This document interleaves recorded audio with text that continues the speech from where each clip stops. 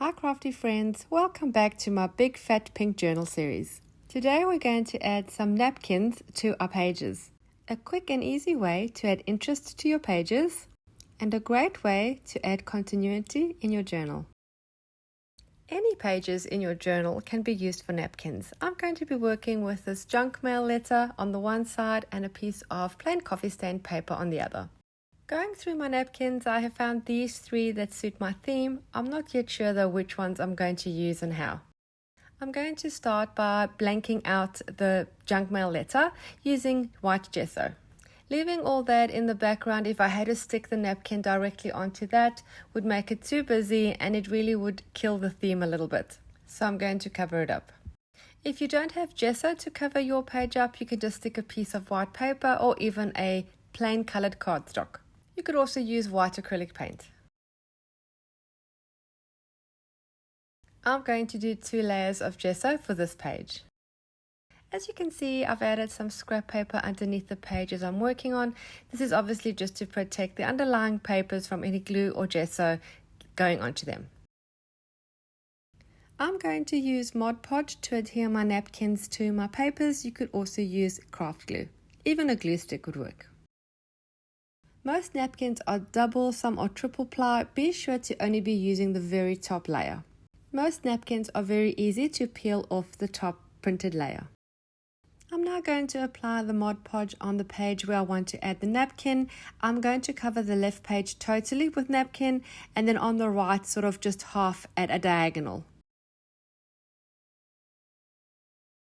Placing the napkin gently over the Mod Podge and pressing it down. There may be some little bubbles or ripples and that's totally okay. I believe that adds additional texture to your overall look. I'm just going to tear the excess on the right hand side page, just very roughly. I don't want a definite cut line on the napkin. I don't believe a sharp cut line would look great. I'm also adding some Mod Podge over the napkin. This is to protect it and make it a little bit stronger so it doesn't tear easily.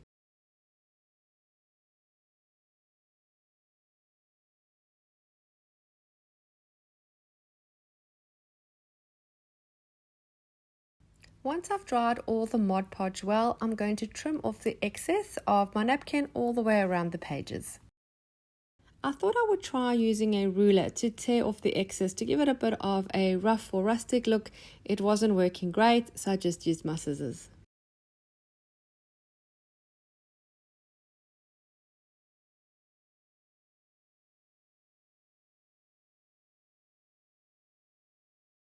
And all these bits that you're cutting off, don't throw them away. We're going to use them throughout the journal in future projects to create that continuity I often talk about.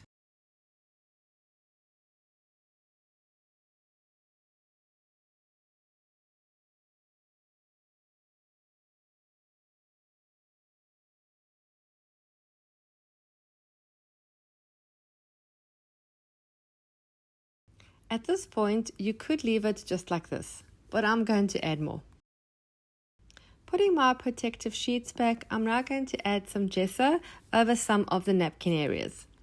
I'm doing this to blend the edges of the napkin into the background so it's not such sort of a harsh edge. I also want to lighten the overall feel of the napkin and to push it into the background.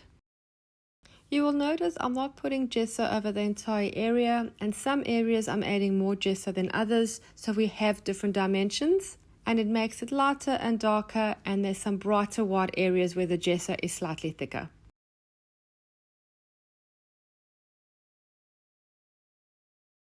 You can use a paintbrush for this or your fingers. I tend to use both. I use my fingers more for blending near the edge. It gives it more of a softer feel. Do it whichever way you enjoy. These pink roses on this napkin are perfect for my page. The black and white background is a little bit too harsh for the theme that I'm using, so I'm going to fussy cut out just the roses that I'm going to use. I'm using 2 on the right and then a smaller one on the left. This is to create balance. If you struggle to get the layers of napkin apart, you can use a piece of sticky tape on the underside, which helps the lower layer stick to the tape, and then you can peel off the top layer easier. Just making sure of the position of the flowers, I'm then going to add Mod Podge and stick those down.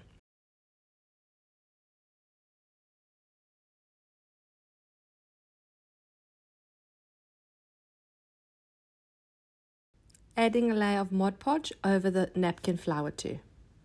Regarding where to get napkins, I'm in Australia and I get mine from shops like the 2-Up shop or those cheaper $2 stores, the Reject shop. The Green Botanical one I actually got from Woolworths. They sometimes have nice ones. You can also get from Spotlight and the party stores. If you're outside of Australia, I'm not sure, but perhaps somebody who maybe lives in the US or in other countries, you can suggest in the comments where people can find napkins if you have found some nice ones in your area. I'm also adding some white gesso on the edges of the flowers. That's just to blend everything in and to soften that overall look. And then trimming off the excess petals. I wanted to put a journaling space on the left hand side. Yes, you could probably write directly onto that napkin background, but I wanted to add something sort of more of a focal point for writing. I went through a few different ideas with this, and although I started off with this coffee stained lined paper, I didn't stick with it. I then also tried a piece of plain coffee stained paper without lines. I crumpled it a little bit to look used. I distressed the edges, but I felt the coffee stain color was a little too loud for the overall look. During the process of trying to create this page, I did have that oval cut out on the right hand side. That's from the Stamperio pad. It's like a label, and I stuck a sentiment on, but I wasn't happy with this. So I decided to go for a whiter paper. It's a graph paper that I've used somewhere else in the journal, and I felt that the white was a little less, for the lack of a better word, clashing with the overall look. I crumpled up the paper a little bit, I distressed the edges, I made some tears and curled up the ends. I wanted this paper to look very used and worn, like it was in somebody's handbag for many years, or it's been passed from person to person, and then it's made its way into this journal for someone to write something on. I decided against using the oval label. We'll leave that for another page. I'm going to attach this now with some double-sided tape.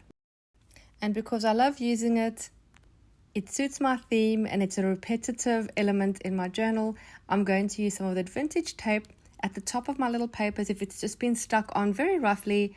And then to balance that, I'm going to add 2 pieces on the top right, which will then stick over onto the page behind, as if the pages have been taped because of tears or wear and tear over the years. And to balance out that vintage color that I've been using on my tape, I'm going to add a little bit of the vintage color on some of the edges of my page using a blending brush and some distress ink.